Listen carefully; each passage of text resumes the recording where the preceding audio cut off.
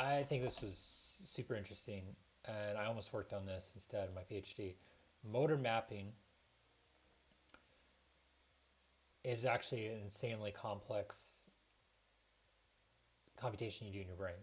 So, like, think about your arm from your shoulder. Your shoulder is got I don't know, two axes. Your elbow's got one. Your wrist has got one, and it's got another one. So if you count all the degrees of freedom in your hand up in your arm, some people count that up to like 20 plus degrees of freedom. So and they all they don't all have full range of motion in all directions. So it's a complex 20 degrees of freedom. It's a complex, say 20-dimensional space, and there's some part of your brain that figures all that out, which is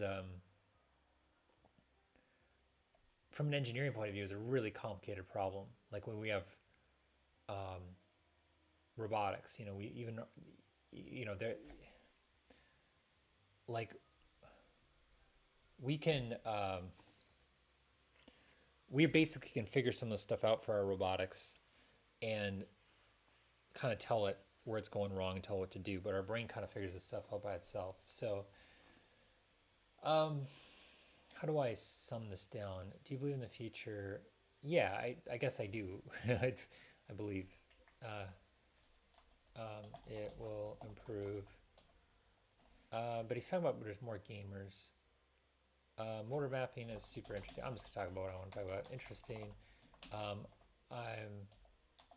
imagine a future. Oh, thank you, man. I appreciate that. This is hands down one of the most interesting streams I've seen. I appreciate that. I don't know what I'm doing, but I'm having more fun than I thought. Honestly, I was really. I don't know. It's kind of. I don't know. I moved recently, and I didn't know what to do. I put a post up. A bunch of people responded. I don't. I haven't been really that socially active, so it's been kind of cool.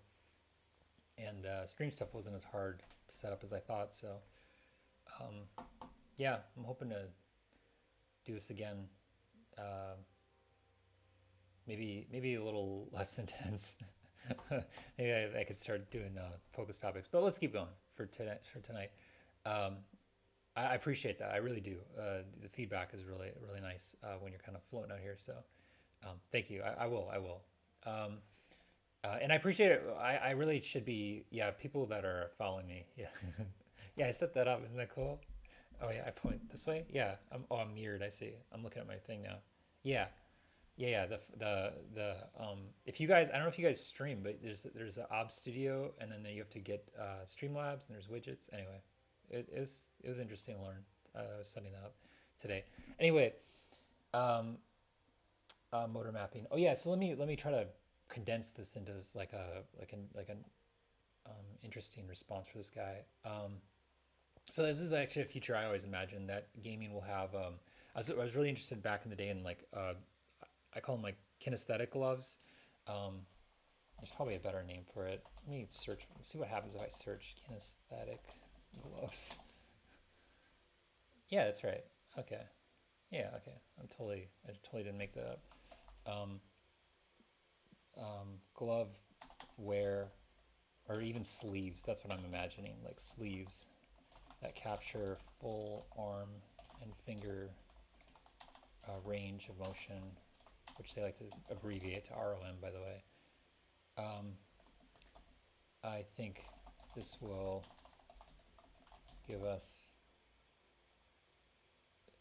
on the order of like, what is that, like 20 uh, degrees of freedom versus the two-dimensional mouse plus keyboard right now.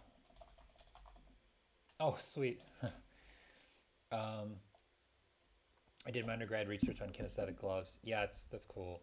I uh, I used to make a little list of DARPA ideas I'd work on whenever I got to DARPA, and that was always one of the things I thought would be cool is to map giant like data spaces using VR and kinesthetic gloves, like future data miners, data analysts could be manipulating like clouds of data, but I don't know. th- there's a little fuzzy in the details, not really practical, but I like the idea of in general engaging the brain more fully because we're engaging to these bottlenecks right now. You know, the eyes are cool because the eyes are like 60 million neurons. It's one of the like biggest sort of thickest like fiber optic cables in our brain if you think about it that way. So I think there's a lot more sophisticated we can get on visually inputting or even programming the brain in the future. Um, but the output is still pretty limited, and it's not necessarily has to be that way because we have insanely like dedicated and sophisticated parts of our brain, like PMA, and which is premotor cortex and the motor cortex, does these crazy like essentially if you on the mathematics side, it's doing like 20-dimensional calculations of like if I reach for my coffee cup, that's actually an insanely hard problem. And you know, if anybody who works like Boston Robot Dynamics or something, I mean, they've been working on that problem for like 20 years, and there's a lot of like they're giving the robot cheats. You know, they're not the robot's not really figuring these things out. There's no generalized AI, but our brains do, and there's like tens of billions of us, and we all figure it out on ourselves over and over and over reliably. So the underlying algorithm of our brain is pretty remarkable.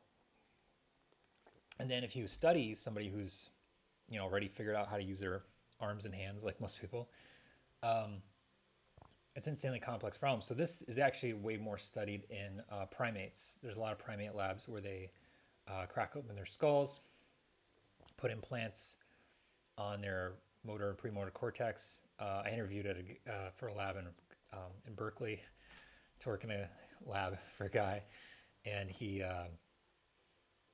I was at that point I had an MD, but I didn't have any engineering background, and he basically told me off. He was like, "What would I do with somebody like you?" He's like, "You have no engineering background. Get the hell out." I was like, "Okay, well, this is nice. I'm glad you accepted my interview." So um, that was a little awkward, but I was like, "Well, we got 20 more minutes scheduled, so I'm just gonna spend 20 more minutes asking you about your stuff." And he was like, "Okay." And because you know, what can you do with that? You know, what are you gonna do? You know, I'm not. I mean, I flew there for an interview.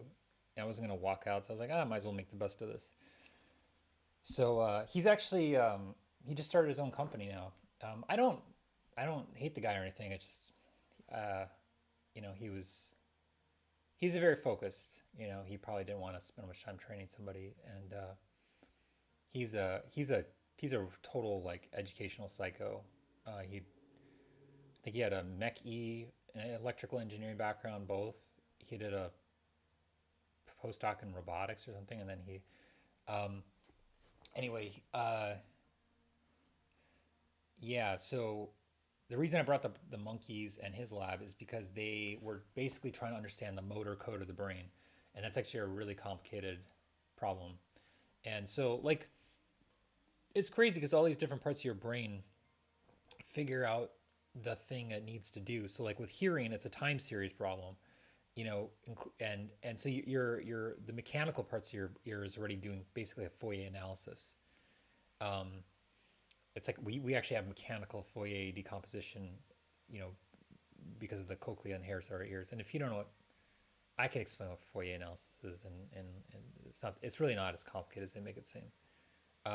But I'm gonna stay focused because I'm still trying to figure out this format. I don't want to lose you guys. Um, so the motor thing.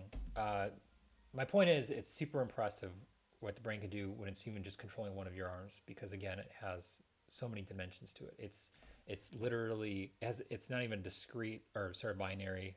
It's there's all the in betweens for every single joint, and it does it fluidly. So as you reach, it's adjusting everything. You know, so that's crazy. That's like a mathematical solution to like a some people estimate it as a 22-dimensional problem because of all the joints involved. If you count each one as a degree of freedom, and I think it's cool that on top of which that's all solved subconsciously. Like we're not even aware.